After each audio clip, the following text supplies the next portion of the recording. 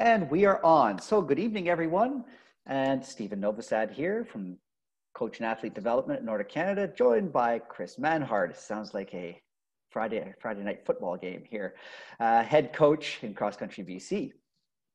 And this evening, we will be focusing a community coach, the webinar for Comp Intro coaches. So this is the Learn to Train and the Train to Train updates and perspectives. I've just started the slideshow here. I hope it's starting. There we are. So we're on to our slideshow, and what we are doing this evening, for those who may have been here Tuesday evening, we'll see a bit of a difference. While we'll be pondering less philosophy and more keyed in and specific targets about, oh, it says community coach. Sorry about that. I muffed that. I forgot to change to Comp Int here. You are at the right place. No worries. So key messages. This will be concise and hopefully well targeted throughout the presentation. So on we go right off the bat. Current statuses of our Comp Int coaching development. So again, what we want to do here is set up a general overview of where some of our challenges are. We're trying to identify the key levers to becoming more effective with respect to delivering our coach training, okay? If I go across from visits across the country, when we do LF development, when we visit coaches, we visit camps, we visit clubs, one of the things that stands out is we're not very clear about what the key objectives and outcomes are for each context. Now we're talking learn to train and train to train. Those are the ones we're talking about this evening. And when we speak of not being able to clearly define what those objectives and outcomes are for each context, where we find ourselves as divisions, even clubs within divisions, is we're not consistent in our coaching competency post-workshop. In other words, what a coach knows, what they can deliver, and how they've prepared the athletes for the next level, for their next level of development. And consequently as well, the coach themselves being ready for that next level of development. We're noticing some gaps and technical gaps in terms of skiing ability and understanding of skiing and progression of skiing, which is fundamental within our sport. The knowledge base of how we train, why we train, and what we're trying to accomplish. There are some holes there that we've noticed. And the scaffolding, how things build upon each other progressively. What comes first, what comes next? Missing those pieces makes it very difficult to continue on that developmental path for the athlete, and again, consequently, for the coaches. Chris, do you want to add anything up to this point? Well, I just wanted to let everyone know that I think that as you go up through the levels from the community coaching up to learn to compete, what we have given you currently for the facilitator book has been very weak as it goes to the top of the list. So I think that is one of the things that our objective, I think, overall should be to make sure that the coaches have a little bit or better, I think, manned for when you, or women, I guess, when you come into this kind of situation, because a lot of times the facilitators have to look up their own knowledge. And I think it's very difficult sometimes to put all that knowledge in one spot. And right now it's not in one spot.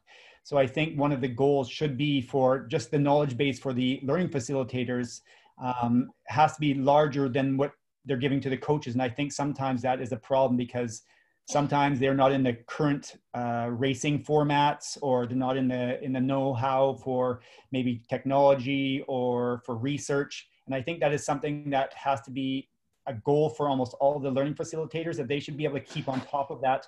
And that comes from the province, I think, where the province has to be able to educate the learning facilitators every single year. If there's new information, that should be pushed down to the facilitators. Mm-hmm.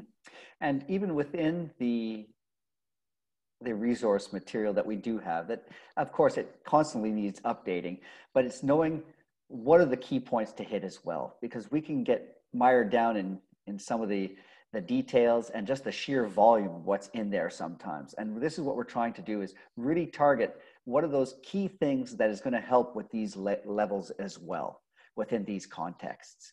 that is going to help you as a coach better plan, better organize, better lead, and the athletes to understand what they're doing and to get what they need for each level. One of the things as LFs that we want to bring to attention right now, and this is sort of based in a philosophy. Well, this is entirely based in a philosophy that it's going to take good coaches to develop good athletes. And we are talking, we're lapsing into more of an athletic mindset here. We're not all the way there. The learn to train is still a step. Train to train is still stepping towards a commitment to being a high performing or an elite athlete or an engaged cross-country athlete. But these are important pieces that there's more of a technical component, and there's more intention now than just simple play on skis. As we're going ahead, the LFs, as it stands now, everybody always passes. There is not a candidate that we have said, well, you're still in progress after a workshop. Chris, you're laughing because maybe BC does that, but not many do this. But here's a question for you. Are we as LFs evaluating technique? Is that part of the workshop? And then I would add to that, do we even have a tool for doing so? And then let's say that for those coaches who are not at that level yet, do we have a strategy to help them along and to continue to improve as we move along? Because what we are finding, I'm going to come down to the not certifying, and then I'll come back to the point above. Not certifying, it's important to know as LFs and to emphasize that this is not just running through the coaching development checklist. I know Canada Games, you have to have Comp Dev certified. So at a certain point, you're saying, okay, what do I got to do next? What do I got to do next? What do I got to do next? We care about who's in this system. We want quality coaches. We need quality coaches. If we're to continue to improve as a ski culture. And I come back to this term quite often, the ski culture. And it is an evaluative process, but hopefully what we're doing is pushing that knowledge and ability higher up as we go along. Chris, do you want to add to that? I know that you had a few perspectives on this that I felt quite refreshing. It's really easy to push people through the system, and it looks good for the province and it looks good in the system in general. But I think we have to do a little bit better job of quality control in it. And I would rather less people making it through to the upper systems with a better understanding of it than more people making it through. And I see it a lot in the learning to compete. When I teach the courses there, we see a lot of people that have never written a YTP. And that is something that we'll talk about soon, is the YTPs and how that is a large gap, I think, in our system right now, especially as we develop through the systems here. We're not seeing very good or adequate YTPs created for the younger athletes. And it doesn't even need to be a very specific YTP, but there's just no YTPs to begin with. Mm-hmm. So I think that is a real goal. Megan, so Megan, let me answer that in a little bit, Megan. I will come back to your question and the confusion, but what's important here in terms of the certifying process, as well as the coach experience form. Again, we're not trying to dissuade anybody from becoming a coach and progressing. What we want to do is ensure that we are promoting quality. And as Chris said, it's a question of pushing the quality and allowing the coaches to develop and encouraging and valuing that continued development. There's some funny comment came out. Now, the coach experience form, I want to just touch on this for a moment. This has been getting quite often, in many cases that I've seen, it's been getting a signature on a piece of paper. Done it. Phew. I think as LFs and evaluators, we can go an extra distance on this one. What is the quality of that experience? Are we giving a reflection to that? And I'm saying this in more of a philosophical way, but to just raise a bit of an awareness. Are we using this just as a hurdle that we finally got across, or are we using this as a representation of experience and acquisition? Okay, perhaps not take it as lightly as we've seen some. I know that sounds very accusatory, and I'm sorry if I've insulted anybody, but I think this is a very powerful tool. We have spoken recently, and we will be updating these forms. There is a lot of things on the go right now, but they really are to represent experience, and the experience is what leads to the next level, not just having done something or just time since doing. Chris, I know you spoke to this as well. I don't know if I captured your thoughts here. I think, I mean, it's fairly straightforward. I think it goes with the theme right now is I think we have to produce better coaches, and better coaches produce better athletes, and more knowledgeable coaches produce more knowledgeable athletes. And I think that is something not just about how you coach, but about what you bring to the table for options for them to experience. And I think really when you start looking at this, a lot of people know that they cannot fail, and they just go through it as in they're not prepared when they come into it, and they're not prepared really when they come out of it. And I really think that we have to do a better job of quality control. And I see that over and over again. And I think that it is a fault, a little bit of the way we have achieved the system right now, that there is no real, no one gets failed.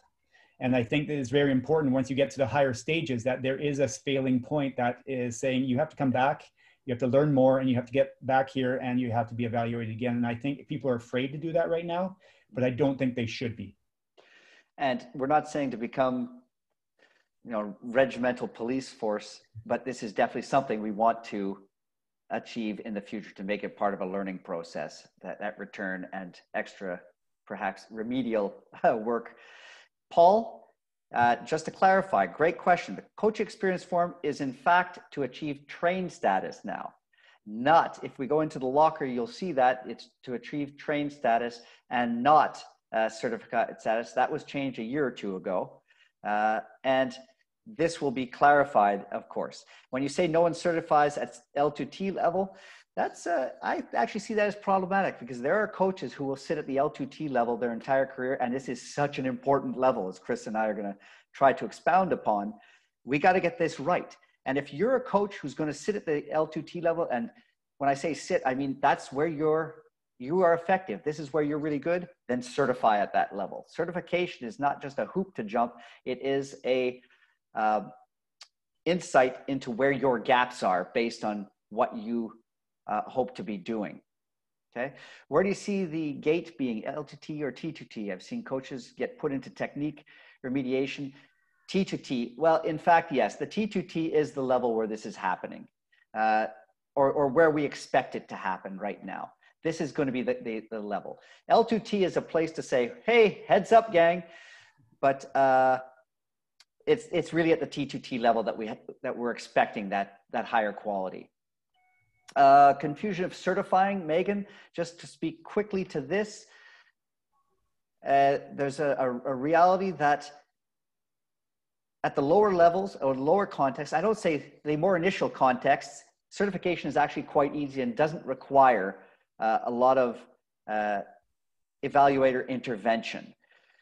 As we get further along, train to train and learn to compete, yes, it's a much more involved process. But learn to train level certification is not that arduous a process as it stands now. Okay. Oh, thank you, Nancy. Okay, let's get on to the next slide here. Okay, learn to train. Let's break these into two contexts now. We want to get this moving along. Name, to me, captures the context. We are learning to train. We are giving those building blocks, the foundations to the kids, to the skiers, so they can eventually learn, they can eventually start to train, to put it into a more intentional and directed efforts and train and workouts. We are trying to give a broad, comprehensive development here. If you look at the Track Attack program, because that's what we're talking about, we are looking at a whole gamut of experience. And I think this is not a specialization. This is, let's see what's out there. However, we are trying to achieve certain elements. This is the level where we put in more drills than games. Okay, it's not just about play. It should still be fun, but as the skiers mature, grow and mature, drills are replacing games. It becomes more intentional, more objective oriented. Technically, if we can summarize technique, it needs to become more efficient. I'm looking for a good solid kick, refining my technique, all those alignments that are coming in right now. Can I move quickly without draining tons of power, but still maintain good synchrony in my movements? Okay, power will come as the muscles grow. Right now, I'm trying to make sure it's all the finer elements of technique that it looks really good. Creating autonomy. Again, what should an athlete be able to do at this level? Well, as they grow up, creating autonomy is an ongoing thread through all the developmental levels. Chris, you stop me when you when you need me to, but this is an evolving element. We want them to show up at a race now and they can wax their own skis. We're experiencing the introduction to racing. Do they understand routines when they start coming into practices? Are we developing good attitudes? Are they getting sleep so that they are more rested? All these little life habits. Are they starting to think about nutrition? Do they bring water to practice? I mean, this might be quite banal. However, these are elements, and I open this up to your thinking of what it means to develop autonomy. We will be developing a progression list of examples of expected autonomy over time. That, again, is another piece that is coming. Chris, I'm going to stop before I get to the next, the workshop targets that we have. Megan has a very good question, actually, that you should look at. Okay, can you explain the shortcuts to T, from ICC directly to L to T, or even T to T? Well, what it is community coach. There are coaches who might be working directly with competent athletes. And so having done the introduction to community coaching online learning module that is within the locker, that's self-administered. You then choose, will you be working with the bunny rabbits, jackrabbits? Then you would do the community coaching. If not, a coach can decide, I'm going to be working with the track attack and competition introduction. And you can go immediately into the learn to train context. I don't know if that answers your question, Megan. I hope it does. Chris, over to you. I think in general, I think that the development pathway, we have a very good development pathway. I think that is not the problem. I think what we do with the development pathway is really where we are falling short. And I think there is a lot of differences between north, south, east, west, and such like that. And we had talked about this before last week and then this week as well, just talking about how do we push it so everyone understands east and west, what are the really important key points to technique or to the energy systems. And one of our ideas was to actually have a PowerPoint that we have the key points that we can disseminate to all of the learning facilitators. So they are not creating their own, and every single, and I have been to a fair amount, that every single person has a different, I would say, experience when they come out of a learning to train or a learning to compete or a training to train. Every single one is different, and that should not necessarily be the case. They should all have the key points, still should be really focused when they come out of it. It doesn't matter if they're in Ontario or if they're in BC. And I think that that is something that when you're teaching these things, the key points can vary. Like my technique focus points will definitely be different than someone else's somewhere else who we have never discussed with. And I think that is something that will come in the future. And I think that is something that will be developed so we can make sure that we are all on the same page. Mm-hmm. Thank you. Megan, I'm just going to come back to answer a couple more questions. What about directly T to T from ICC? No. That is a challenge policy for high performance athletes or people who have a background in education in coaching or kinesiology. A lot of great content in each course, so will therefore be missed, and coaches will come into the course missing some of this key content. That's why we're not jumping the learn to train. Okay. Building towards T to T. Remember, we talked about scaffolding, and one context builds to the next context.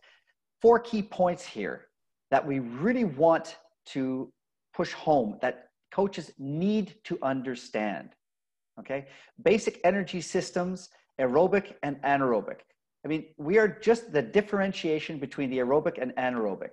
And we could throw out a quick quiz here, but it's pretty simple. What is the most important element for athletes developing physiologically in this age group?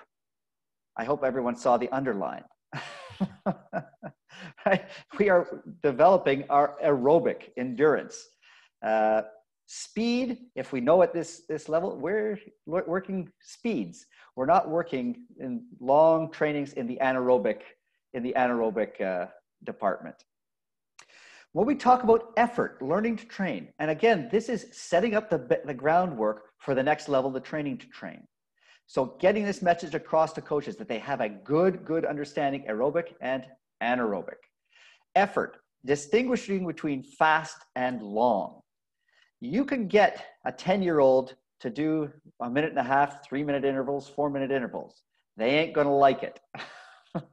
You might not be getting them back next year or even the next workout if you do that, if you do that often enough.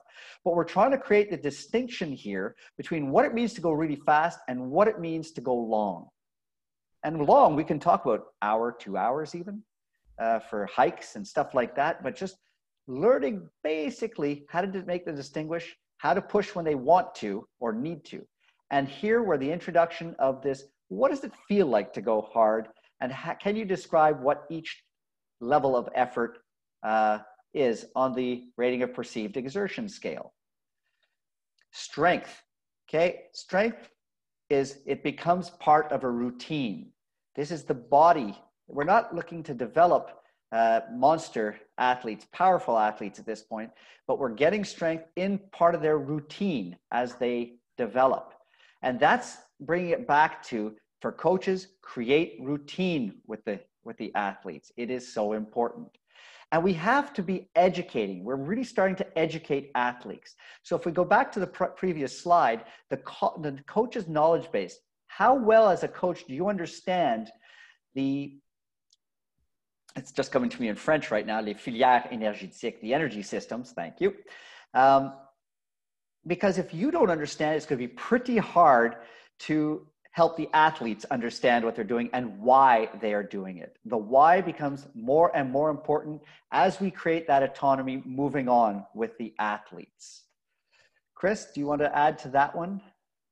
I think I'll wait till train to train and then I will cover them both. All right, perfect. Okay, so on we move. Okay. Sorry about that. I'm just getting some stuff out of my way. So if we take train to train as a context, how do we define train to train as a context in and of itself? I look at a synonym as we could define this as learning to work. We're getting the athletes to start applying themselves to some performance outcomes, that they start naming what they want to do, that they start recognizing their improvement, that they have to work for their improvement. This is a key message for the athletes.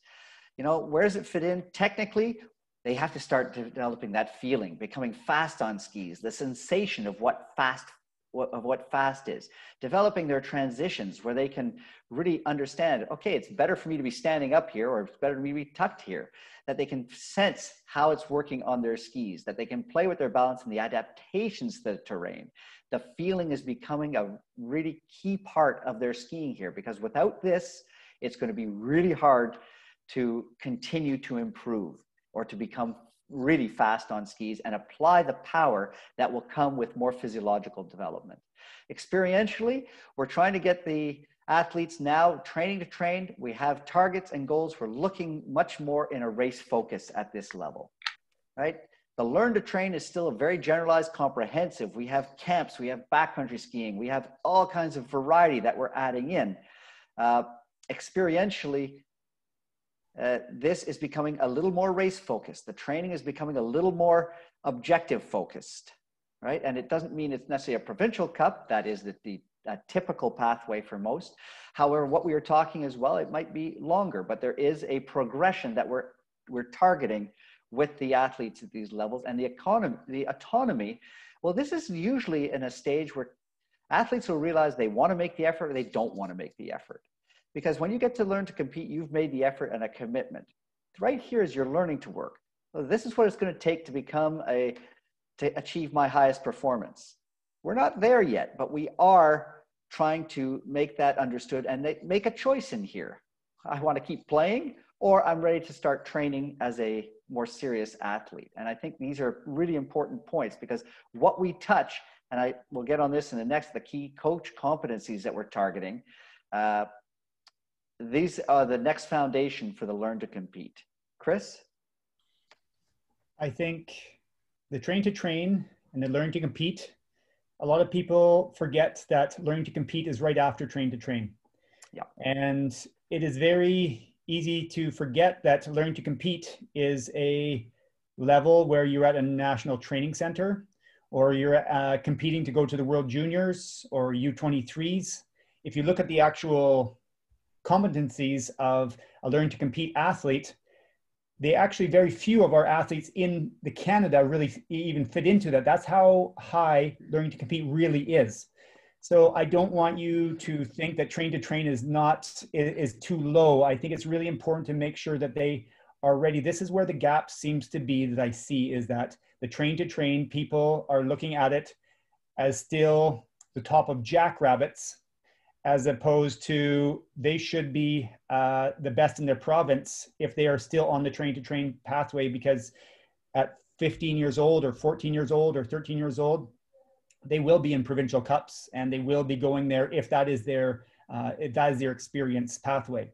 And like Stephen said, you can go different directions at this stage, but I think it's very important that we are not giving a high enough train to train level for all people that want to be in this level. It's very, very broad, and it's very important that everyone understands that you have to give the very top of the line and you have to give the bottom of the line at this stage. And right now, people are not doing a very good job of the upper echelon of train to train, what it takes to be an upper grouping that needs to be the best in their province at train to train.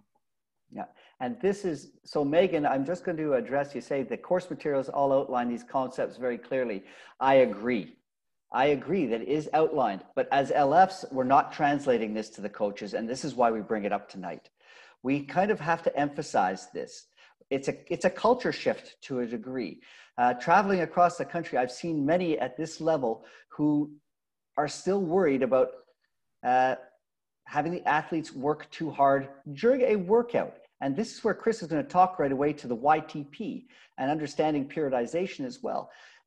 We are actually getting into more of a training plan where we're going to start monitoring fatigue and things like this, where we do want to balance the workload, that we understand that to perform, you're going to have to make certain concessions or certain prioritizations, and that there's a certain load you can do in a workout and a certain intensity that we have to go. And we're starting to push now a lot harder. We're asking the athletes, the developing athletes, to go in and dig down, to make that effort. When we go out skiing zone 1, I mean, zone 1 is still race training. It's just at a slower pace, but the intention is there. And that's what we seem to be missing a little bit. We have to want to go really fast. So that's a little bit, yes, it is in the materials, but the materials, we're just not getting that across as LFs to the coaches. Okay, sorry, building the, my mistake. Building L2C, building to learn to compete. And Chris said it's the next stage.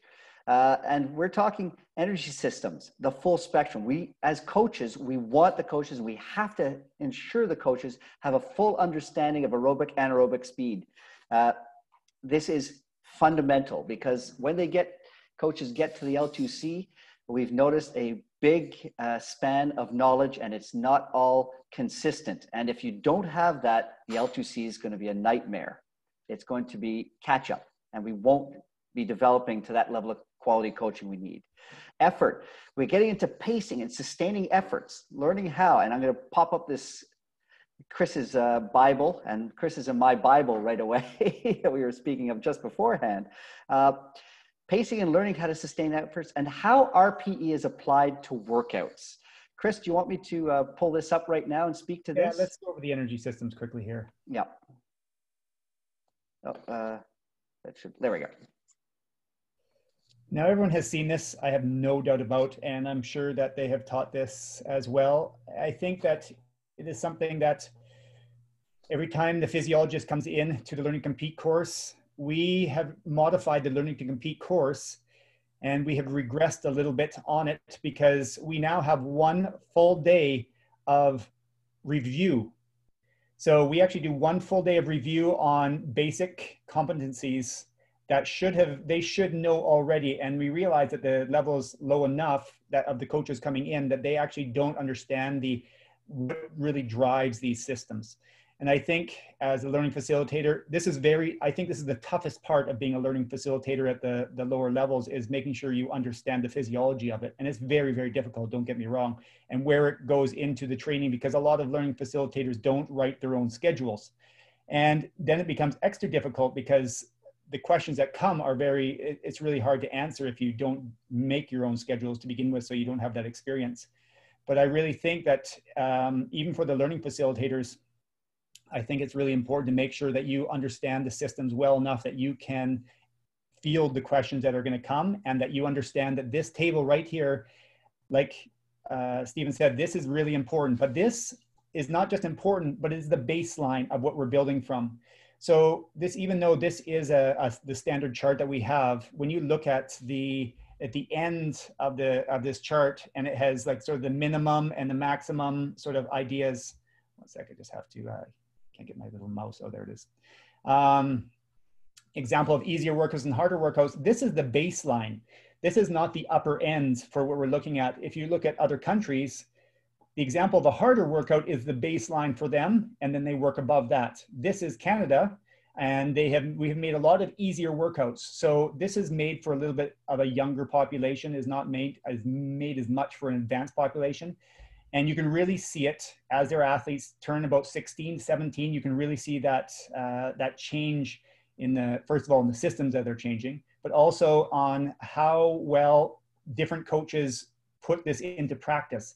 And I think a lot of people put into the easier workouts, and they don't really understand what the difference between the easier and harder workouts is. And I think as a facilitator, you have to sort of understand what the different levels are and how to monitor, because these are about monitoring. It's not about how hard or easy they are. It's about how well you monitor. So the questions that most people are going to say is that, yes, you can do all of these things, but as long as you understand the principles and they're not too complicated, that is the most important thing that they can understand. So you don't have to bite off all of it, but you do have to bite off a few of the key elements and really understand them so you can preach sort of the key concepts. And I think that's where it comes back to having a PowerPoint that can say, okay, these are the really focus areas for this developmental age, and we're really going to hammer it out, as opposed to here's 6 or 12 aerobic systems, depending on if you want to break them up. And you need to teach them all equally important, where they're not technically as equally important for different ages. And I think that it's really hard as a facilitator to pull that out. Mm-hmm. And I'm just going to come here, Chris, one consideration for Megan again here, and I love these perspectives.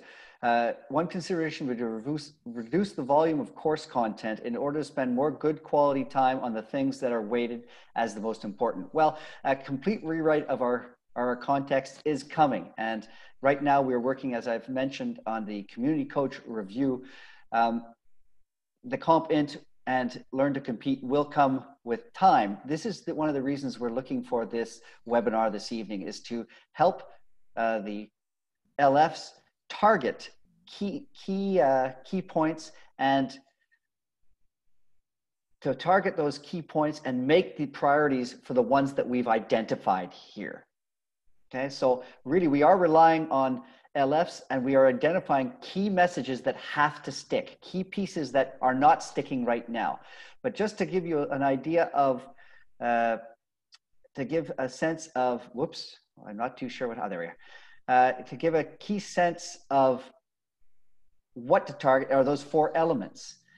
We're doing a lot of good things. Oh, sorry. Now I got my thought back. My apologies. There is now a nutrition module online. Example for Learn to Train. Do the nutrition online. That's the recommendation we are pushing now. Do the nutrition module online. Take a little aside to answer questions related to nutrition, but that's being loaded so that we do have more time to focus on some of the other elements. Okay. I agree, Mark. It's hard if you haven't been an athlete. And one of the ideas, and as LFs, if we can commit to this and encourage, let's get more athletes coming back as coaches. Okay. Coming back to, so strength at this point, again, we are not looking to put on the power. That will come when they start learning to compete. Strength is posture alignment and making sure everything is good. We find lots that are confused. They start pushing hard. This is not the time to be doing that. I know it's well laid out. Just another point to be consistent. YTP. Chris has mentioned this. He alluded to this and he named it directly. I will also put a huge emphasis. Understanding periodization in a season. Understanding how to put together your yearly training plan. There are elements that will come and learn to compete that will be added to this baseline understanding that is laid out in the train to train context. But coaches, we're noticing at the learn to compete level coming in, and just basic elements like periodization have not been captured. And it's going to be impossible to build an effective competitive training plan if we don't have these pieces coming in. So to answer, Gord, are you good for moving on to the next slide, Chris? Yeah. So these 4 elements, things to be targeting, emphasizing. Gord, you mentioned the checklist for abilities. We will be bringing this in. Chris has made this BC's plan available to everyone because it is a solid plan that does represent our Canadian culture. It's not a pass-fail necessarily, but it's going to be a great tool to help assess coaches. Chris?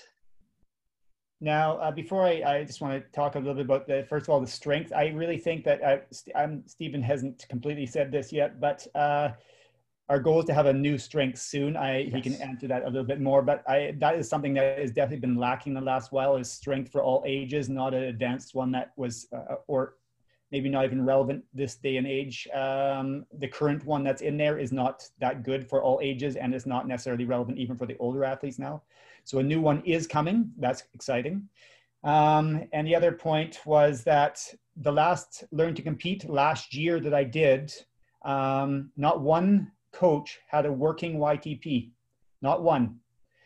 And that's out of 11 people that you see. That to me, that is, I think that is something that should have been started well before that. And I think that really just brings up merit to, it's really hard to ask questions if you have never really created one before.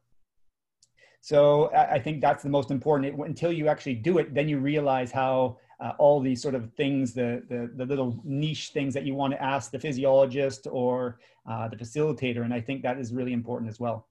And this brings us to our last point, seeing as I have 5 minutes left and you have 5 minutes left as well. So the checklist, we talked about this before. Now, what I did want to talk about a little bit differently than last time for those who were not here. So what we had talked about at the community coaching, that the ready position, the A's, you go through the A's before you go to the B's.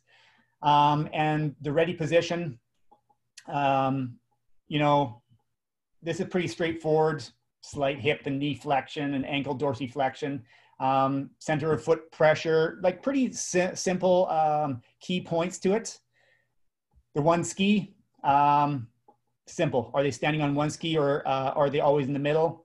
And then coordination in the bottom. Rhythm and timing is smooth and efficient. Techniques are completed with and without poles. Feet and poles plant at the same time. Correctly timed pole plant relative to weight transfer. Now, when you leave community coaching, I expect that to be sort of approaching sort of the train to train. But when you're getting to the next levels that we're just looking at here, you should be going on the B's. So you should be able to refine the A's, sort of check in on them, keep them going.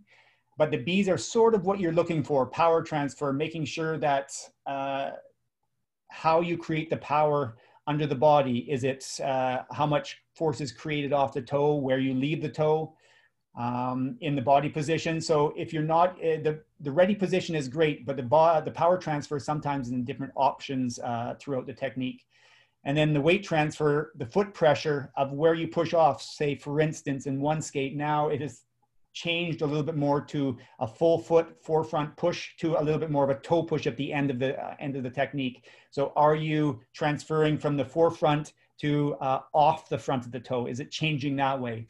And then the bottom lower body initiation, is the sequencing correct? So if you're looking at sequencing, say, for instance, double pull. Are you dropping the legs out from underneath you before you pivot at the waist? Are you driving the knees forward before you pivot at the waist? Those are the key items that we're looking for timing.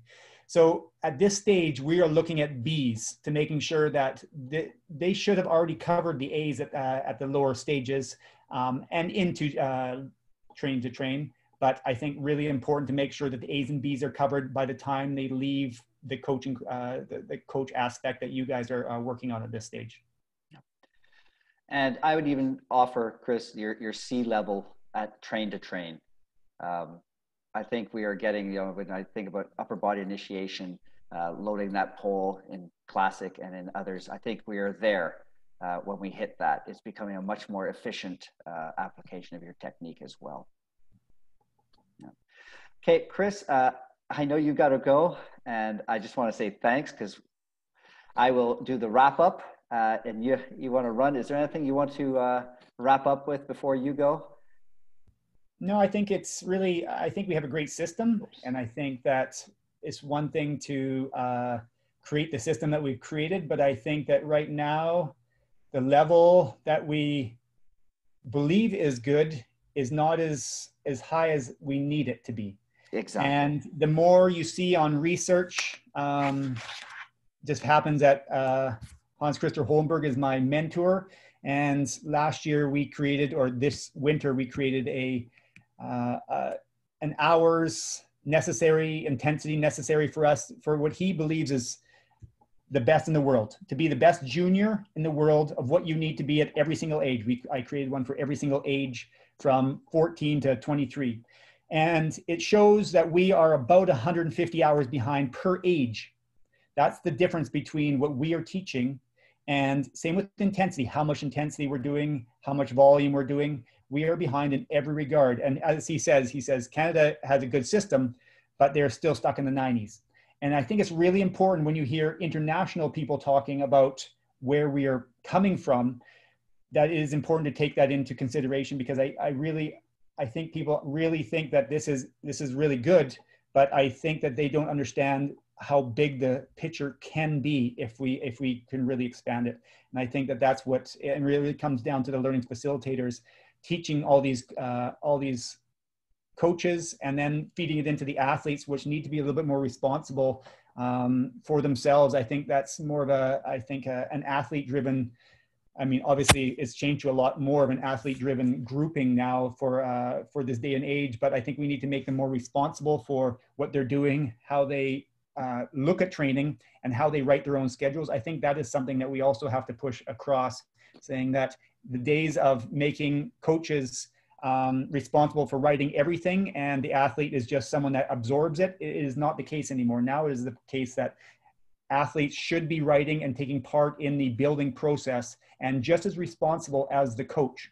And I think that is something that has been missed in a long time in Canada, that responsibility doesn't just fall on coaches, it does fall on the athletes as well. And giving them adequate education is also super important. So making sure the learning facilitators, I think learning facilitators should even be going into camps and giving these talks to athletes and just giving them the baseline so they can actually start building their own training plans, or at least understanding what they're being given.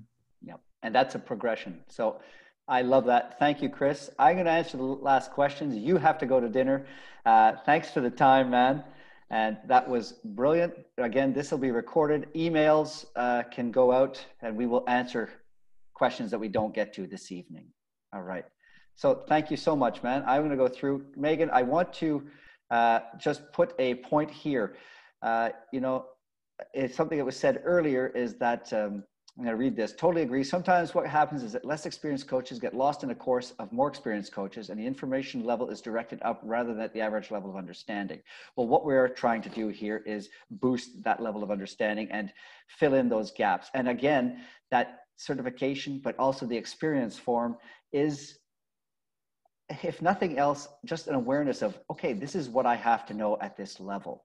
But we definitely, if we're missing pieces at each level, the next one is in trouble. And I agree. I don't want to see this as a facilitator, because I've seen far too many learning coaches, the candidate coaches, being lost and discouraged with what they don't know. So leading this and helping coaches understand where they can get more information, and some tactics around that, and encouraging them to continue their professional development.